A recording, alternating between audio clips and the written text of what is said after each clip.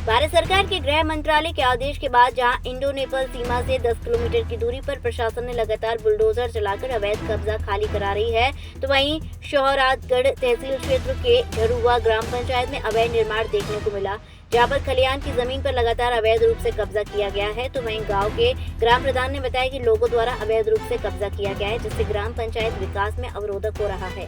तो वहीं इस मामले में उप जिलाधिकारी शोहरातगढ़ ने बताया कि पूर्व में अवैध निर्माण खाली कराया गया था, लेकिन फिर सूचना प्राप्त हुई है कि अवैध निर्माण हुआ है, जिस पर टीम गठित कर विधिक कार्यवाही करते हुए खाली कराने का कार्य किया जाएगा। हमने शौचालय तो इसके लिए जगह की तलाश हम लोग कर रहे थे गांव में, क्योंकि विकास करने का मेरा इच्छा शुरू से ही मेरा था और मैंने विकास का जहाँ तक मेरा प्रयास समय किया भी अपने गांव में। और जब आरसी सेंटर के लिए कहा कि आरसी सेंटर बनना है गांव में, अन्नपूर्णा भवन महत्वपूर्ण योजना था सरकार की। हमने अधिकारी को सूचना दिया कि सर हमारे यहाँ जगह है नहीं, थोड़ा प्रयास कर लीजिए। जगह उन्होंने आकर आवंटन से शुरू किया, तो 2-3 जगह के तो हर जगह जहाँ भी हम लोग गए पता चला कि यहाँ लोगों का कब्जा है। कोई कह रहा हमारा कब्जा, कोई कह रहा हमारा कब्जा है, जिस विकास का काम बाता पड़ा हुआ है। ऐसे कौन लोग हैं जो अवैध कब्जा करके बैठे हैं? अतकरवा में गांव में लगभग 10-15 लोग एक समूह बनाए हैं और समूह बना कर लोग अगर हम जा रहे हैं काम करने लिए तो कहीं तो घुरगड्ढा का जगह जहाँ बनना था आरसी सेंटर, वहाँ घुरगड्ढा की जमीन थी, वहाँ भी नहीं बन पाया, अधूरे में पड़ा हुआ है। अन्नपूर्णा भवन बनना था, वहाँ नवीन पड़ती थी, वो भी विवाद में फंस गया। और प्रशासन ना कोई सहयोग भी मेरी नहीं कर रही है। हमने भी डीएम साहब से भी मतलब है गुहार लगाया इसके बनवाने के लिए, क्योंकि हमारा भी नुकसान हुआ उसमें। आप देखे होंगे आधा छत हमारा, आधा दीवार मेरा खड़ा हुआ वहाँ, लेकिन तभी मेरा उसी में आधा वो पड़ा हुआ है। किस टाइप की हैं? स्वयं मिला हूँ, 3 चक्कर मिल चुका हूँ, 3 बार मिल चुका हूँ। जी बिल्कुल मिल चुका हूँ, 3 बार मिल चुका हूँ। मैं लिखित सब पत्र भी दिया हूँ उनसे। कोई कार्रवाई हुई? अभी तो मेरे जानकारी कोई कार्रवाई नहीं हुई है।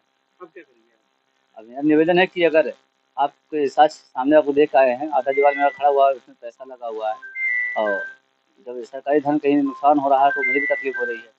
अभी हमारा भी पैसा फंसा हुआ है, छड़ गिट्टी सब सरिया वहाँ सब पड़ा हुआ है।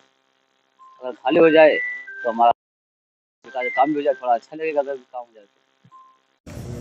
टीम लगातार सक्रिय है और यह हमारी तहसील विशिष्ट है कि अंतर्राष्ट्रीय नेपाल सीमा पर है, तो एक 10 किलोमीटर में लगातार अभियान चलाकर हम लोग ये देखते रहते हैं कि कोई ग्राम समाज पर नई गतिविधि या ग्राम समाज पर नया निर्माण तो नहीं हो रहा है, या पुराने निर्माण हुए हैं तो उस पर धारा 67 के अंतर्गत विधिक कार्रवाई कर कब्जा हटाया जा रहा है, लगातार हटाया जा रहा है। वो किसी प्रकार के भी ग्राम समाज पर कब्जा हो, खलिहान, तालाब, ऊसर, बंजर, कब्जा हटाया गया था। आपके द्वारा बताया जा रहा है कि पुनः कब्जा करने का प्रयास किया जा रहा है, तो उसको हम देख लेंगे। सख्ती से नए कब्जे होने को रोका जाता है और किसी भी नए कब्जे को नहीं होने दिया जा रहा है। यदि पुराने समय में कोई अस्थायी कब्जा कर लिया गया तो उसके खिलाफ विधिक कार्रवाई धारा 67 के अंतर्गत करके ही की जाती है कब्जा हटाने की।